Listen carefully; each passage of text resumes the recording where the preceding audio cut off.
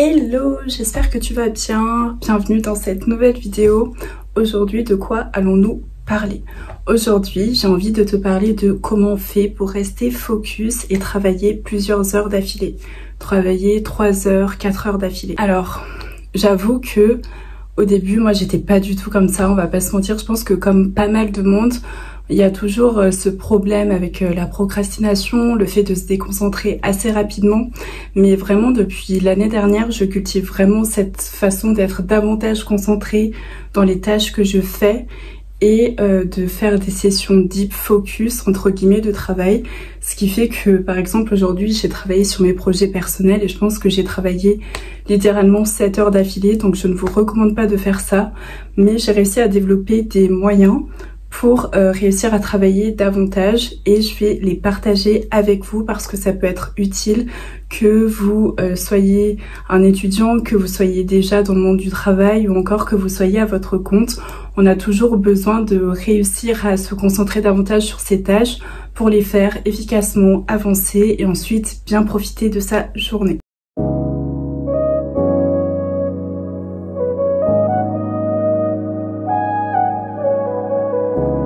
Donc le premier conseil, ce serait tout simplement d'avoir des objectifs clairs.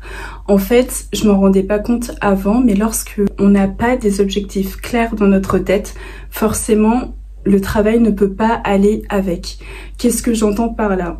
Il faut savoir que moi, j'adore les carnets, voilà, j'adore ça. On m'en offre chaque année d'ailleurs. Et j'en ai moi-même créé un, bref. J'en ai plusieurs types dans lesquels je note différentes choses. Mais ce carnet, c'est spécifiquement pour tous mes projets. Donc que ce soit mes projets personnels, académiques, professionnels, mon ambition pour moi-même. Donc la première chose à faire, c'est de savoir ce que l'on veut. Qu'est-ce qu'on veut faire concrètement? Si par exemple, vous êtes un étudiant, qu'est-ce que vous voulez faire de cette année? Est-ce que vous voulez travailler davantage? Est-ce que vous voulez améliorer vos notes? En fait, il faut vraiment partir de ce que vous voulez parce que si vous dites « Oh, ce serait bien que je travaille plus, ce serait bien que... » Voilà, mais s'il n'y a pas de vraie motivation derrière, ça va être très très dur de tenir sur le long terme. Donc l'idée dans ce carnet ou sur une feuille de papier comme vous voulez, c'est vraiment de venir écrire qu'est-ce que vous voulez et pourquoi vous voulez cette chose.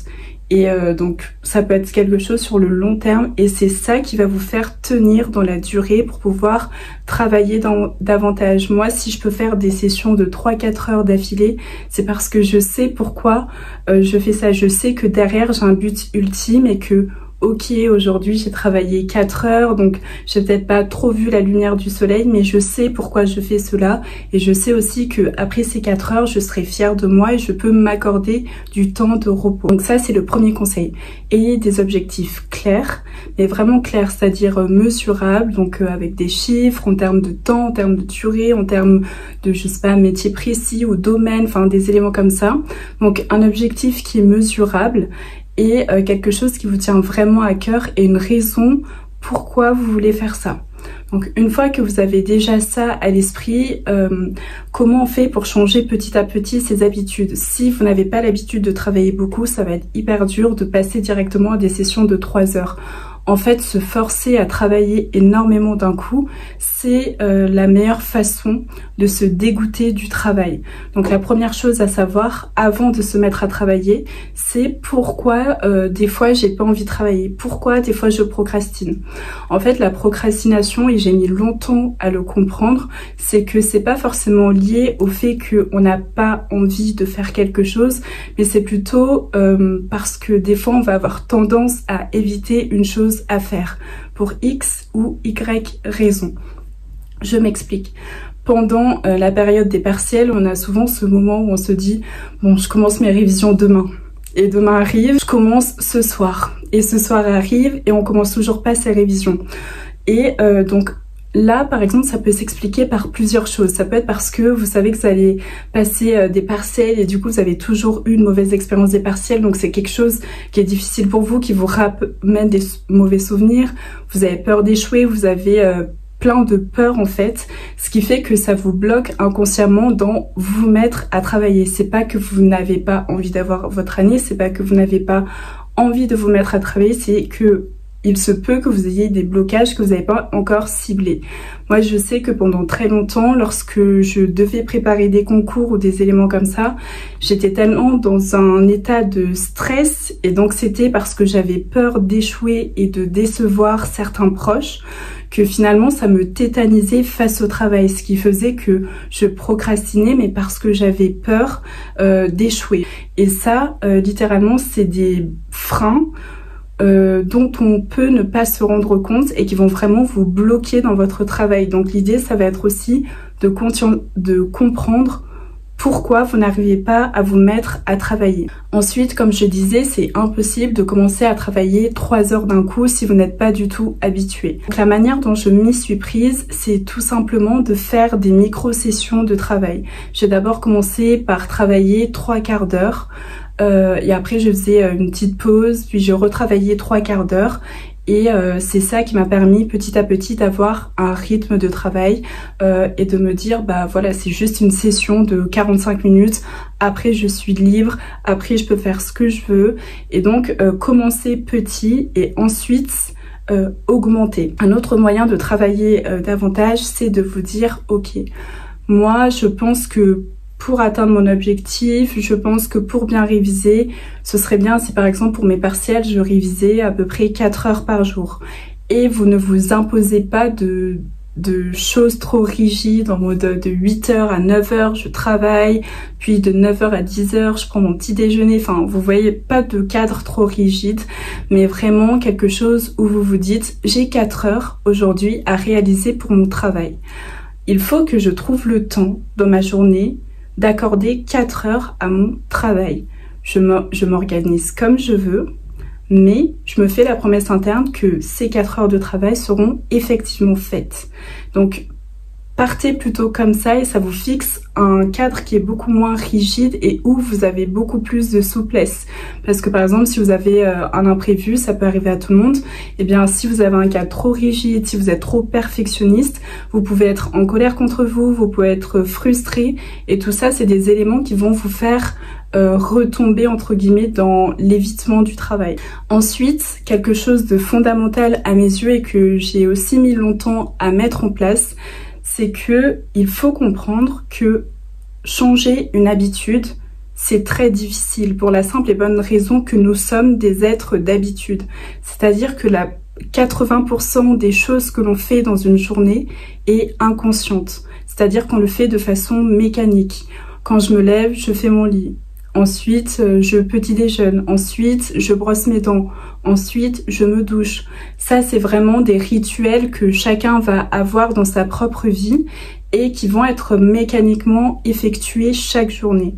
Et donc, quand vous allez vouloir dire à votre esprit, à votre corps que vous voulez changer, vous voulez améliorer votre façon de travailler, ça va être la panique, mais parce qu'il faut comprendre en fait que notre cerveau, à la base, il est fait pour nous protéger en tant qu'être humain. C'est-à-dire que si on a des schémas dans notre tête qui sont mécaniques et auxquels on n'a pas besoin de penser, c'est parce que notre cerveau a intériorisé que c'est un cadre propice pour nous, que c'est confortable pour nous, et ce qui est confortable, c'est ce qui va nous permettre de survivre et de vivre en fait et d'être en sécurité dans la vie. Et donc dès que vous sortez de cette zone, votre cerveau va allumer un peu des néons rouges et va dire alerte, alerte, danger. Je me sens inconfortable, c'est pas normal que je sois dans cette situation, il y a quelque chose qui va pas, vous pouvez même avoir des symptômes physiques. Et ça, c'est parce que votre corps vous envoie des signaux de on se sent pas bien parce que c'est pas quelque chose qu'on a l'habitude de faire. Quand vous vous dites je vais me mettre au sport et que vous faites effectivement cette première journée de sport, vous êtes fatigué, vous êtes essoufflé, vous avez l'impression que c'est le bout du monde et votre cerveau se dit mais pourquoi on fait ça? On aurait mieux fait de rester dans notre lit aujourd'hui, etc. C'est parce que notre cerveau n'est pas habitué à faire cette action, mais plus vous allez le faire et plus ça va devenir naturel et plus ça va devenir une habitude. En fait, une habitude, c'est simplement la répétition de quelque chose. Et donc vraiment, le meilleur moyen de travailler longtemps, c'est d'habituer notre cerveau et pour cela, donc notre programme de la journée, à travailler davantage. Il faut simplement qu'on s'entraîne. En fait, c'est littéralement comme pour aller à la salle de sport. Si on veut être en forme, etc., eh bien, il faut répéter le processus pour être en forme sur le long terme. Dès qu'on arrête, forcément, on va perdre du muscle, etc. Et du coup, c'est exactement la même chose qui se passe dans tous les points de votre vie. Donc, c'est exactement ce qui se passe aussi quand vous voulez travailler davantage. Il faut s'entraîner et c'est pour cela qu'il faut y aller par petites touches, parce que si vous faites un pas de géant dès le départ, ça va vraiment allumer des signaux rouges pour votre cerveau qui va dire danger, danger. Et à partir de là, en fait, ça va être beaucoup plus difficile de retourner dans l'action et de travailler et d'atteindre tout simplement vos objectifs, et ça va vous causer aussi une situation de frustration. Donc vraiment l'idée c'est de faire des petits steps. Vraiment ça peut commencer par 10 minutes par jour que vous augmentez par ensuite à 20, puis à 30, puis à 1 heure, puis comme vous voulez, pour habituer petit à petit votre cerveau à travailler davantage. Et si vous retombez dans une mauvaise habitude, c'est pas une fatalité en fait. Ça aussi il faut le comprendre, c'est vraiment pas une fatalité et c'est normal de faire des pas en arrière parce que justement notre cerveau a davantage connu cette situation où on travaillait moins, où on était plus confortable plutôt que la situation où on se met à travailler, à réviser davantage. Moi, dans une autre vidéo, j'expliquais que au début, lire, pour moi, c'était très compliqué, c'était très difficile. J'ai cette personne que je connais qui adore lire et que j'admire depuis que je suis toute petite et je me suis dit, mais waouh, je veux être comme elle. Et je n'y arrivais pas. J'ouvrais un livre, j'avais l'impression de vouloir m'endormir, j'avais l'impression que les mots s'en mêlaient, j'avais l'impression de rien comprendre. Puis un jour je me suis dit mais tu sais quoi, c'est pas grave, en fait il faut juste commencer. C'est-à-dire que il faut simplement commencer. Tu vas d'abord commencer par un paragraphe par jour, ensuite 2, ensuite 3, ensuite 5 pages. Et j'ai fait ça sur le long terme, ce qui fait que maintenant quand je veux lire, j'ai beaucoup moins de difficultés. Et bien sûr que à des moments, je lisais un livre entier, après je refermais, j'en touchais pas pendant plusieurs mois parce que ce n'était pas une habitude ancrée en moi. Mais le plus important, c'est simplement de revenir et de vous promettre de ne pas vous en vouloir et de vous promettre de prendre le temps de réussir cette chose. Et aussi, gardez en tête que c'est votre vie et c'est donc vos règles du jeu. Fixez vos propres règles du jeu. Ne vous fixez pas des objectifs inatteignables. Par exemple, je sais pas, si vous voulez travailler et vous dites je vais apprendre 80 pages de cours en 3 heures. Vous voyez bien que vous vous mettez déjà dans une situation d'échec entre guillemets. Et donc là, l'objectif c'est tout simplement de se dire comme je vous l'ai dit tout à l'heure, par exemple pour une session de travail, j'ai 4 heures à faire, mais je m'organise comme je veux, je dois juste délivrer ces 4 heures de travail. Point barre. C'est votre vie, c'est vos règles du jeu. Vous décidez de votre souhait et vous laissez la liberté de le réaliser dans un cadre que vous avez vous-même fixé. Voilà, donc c'est littéralement ce qui m'a permis de travailler davantage. Et encore une fois, ça ne peut marcher que si vous le faites vous-même. Avant, je faisais vraiment cette erreur de regarder des milliers de vidéos YouTube en me disant bon, si je regarde ça, je vais enfin comprendre comment on fait pour être plus concentré, je vais enfin comprendre comment on fait pour vraiment se mettre à travailler. Mais en fait, la réalité, c'est que pour n'importe quel domaine que vous allez affronter dans votre vie, le meilleur moyen de progresser, c'est tout simplement en faisant. Plus vous faites et plus vous allez réussir. Et c'est exactement ce que je dis aussi quand par exemple je parle des études, quand je parle de la fac de droit, quand je parle de Sciences Po.